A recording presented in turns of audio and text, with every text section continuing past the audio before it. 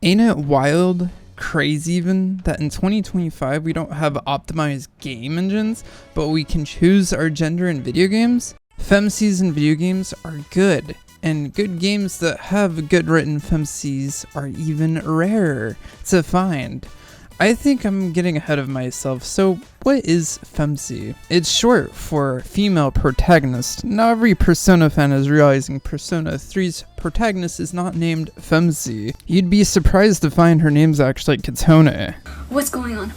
Most of the time in games, and especially Persona games, you're not even given the option to choose what gender you are. But when you are, a neuron activates. When you are presented with such an option, a decision only you can decide, and what your caveman brethrens have been waiting for.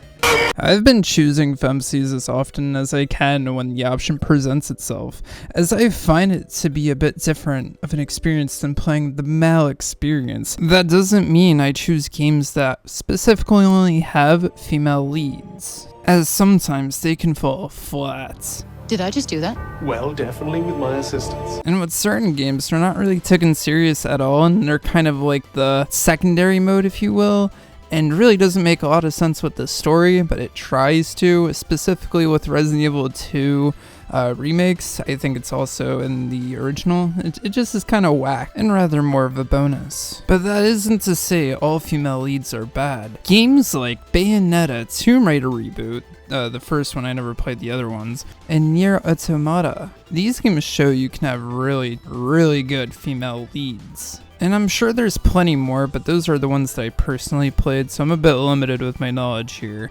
But I know quite a few of them are kind of bad. Now, some people may be wondering why I'm not mentioning 10-2. I love 10-2. I think it's an amazing game and shows the rebellious side of Yuna.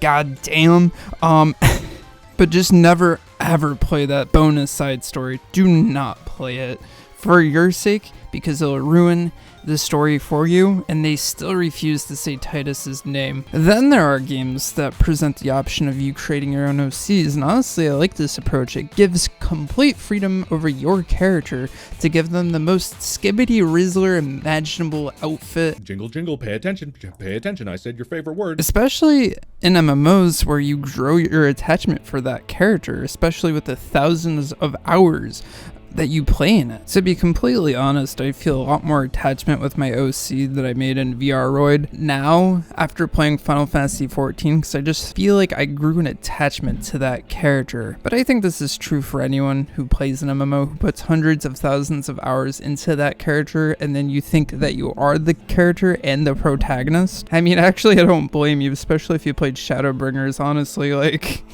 I don't blame you after the shit that you saw.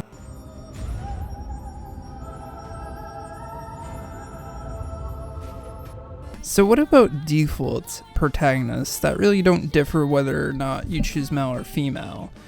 Now, of course, the Persona 3 FEMC, Katone, is very well known because her name's definitely FEMC, but more importantly, I think making a completely different design from the original character's design and throwing a whole new perspective on the story of Persona 3. Which is why people have so much attachment to Miss Katone, because she's saving lives, committing tax evasion, and smiling through her depression. Stop saying dumbass things! You're not even making sense! I heard you! So what about me?